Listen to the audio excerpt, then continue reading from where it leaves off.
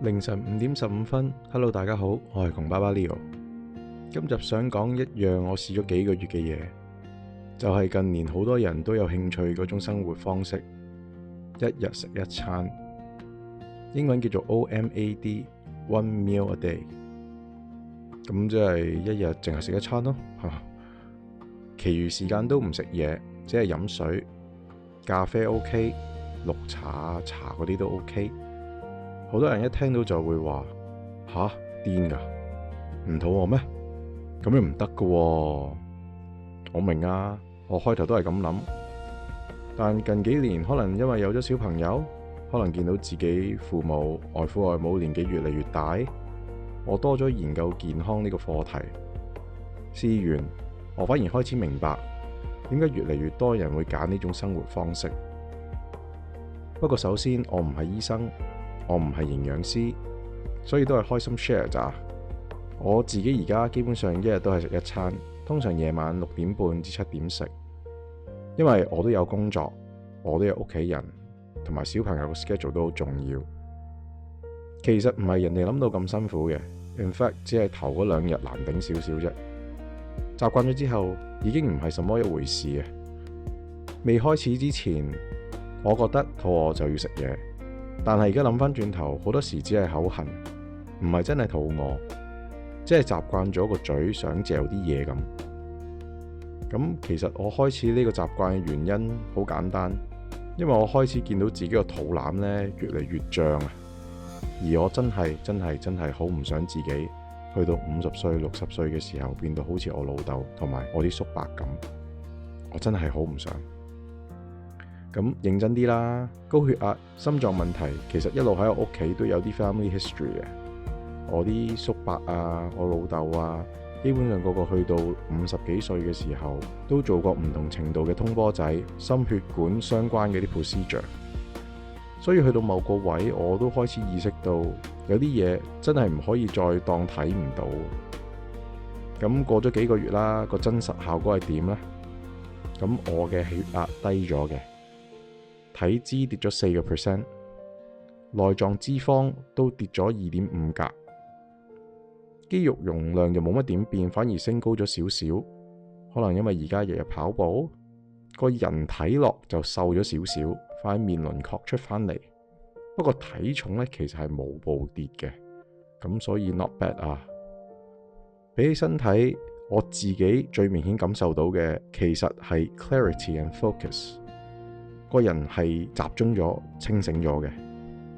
以前食完晏晝飯或者食完晚飯，成個人就會好攰，好想瞓覺。同埋又有一個幾有趣嘅嘢，就係唔知點解所有嘢都係好食咗，尤其是以前最唔中意食菜，呢幾個月食啲菜咧好好味喎。因為而家自己一日食一餐啦。而家會食得所謂嘅好乾淨。有一句說話 You are what you eat。而家我信啦，我而家好留意自己放啲咩入個肚裏邊。嗰一餐我盡量會主力食蛋白質、雞蛋、菜、yogurt、blackberry、blueberry、nuts and seeds。以上講嗰啲嘢呢，我以前呢有啲真係完全唔識嘅，不過原來全部都係好勁嘅 superfood。例如三文魚、牛油果、瑞士甜菜、麻子、南瓜子、杏仁、黑莓呢啲。因為而家多咗用 Gemini 研究自己嘅飲食，先發現原來好多呢啲天然嘅食品嘅營養價值真係好誇張。快餐啦 ，processed food 真係食少咗好多，甚至可以話歸零。因為我覺得如果你斷食嘅時候，最後都係食返啲垃圾食物，咁其實真係冇乜意思嘅。根據近呢10幾年嘅研究，專家發現身體喺長時間冇食物之後，會慢慢轉換你嘅能源系統。平時我哋成日食嘢，身體主要係燒緊啲糖分，但當你開始做呢個所謂嘅斷食法之後，身體會習慣開始燒脂肪。另外仲有一樣更重要嘅效果，就係近年成日都聽到嘅 autophagy，呢個字來自希臘，意思係 self-eat。簡單啲講，即係身體會開始清理啲舊細胞、壞細胞或者冇用嘅嘢。有啲研究甚至乎講到，可能同長壽有關，血脂、癌細胞等等都會有好顯然嘅下降。不過當然，而家仲有好多研究做緊，唔係話 fasting 就係變超人，唔好神化件事。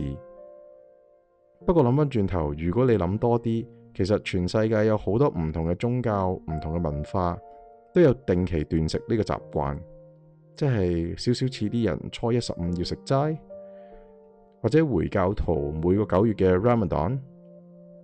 其實可能佢哋都係暗藏住一啲健康嘅訊息，我估嘅咋吓，呢個就真係唔知，齋吹。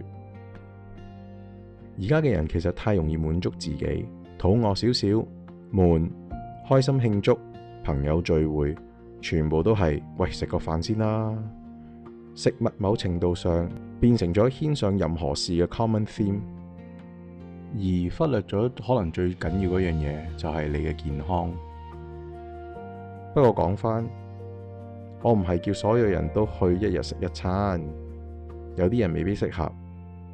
尤其重要嘅係要了解自己嘅身體狀況、工作模式、自己嘅 family history、自己嘅生活節奏。我諗我想帶出嘅係，最重要唔係你食幾多餐，而係你每日食緊啲乜嘢。再一次講啦，呢個只係我自己嘅生活方法，未必啱所有人。不過如果你最近都開始研究健康，可以值得望望。可能可以由最簡單開始，先了解自己其實日日食緊啲乜，之後自己再做決定。我係窮爸爸 Leo， 如果你哋中意我哋嘅 channel， 俾個 like、subscribe， 感謝。下次朝早5點再同大家吹下水，拜拜。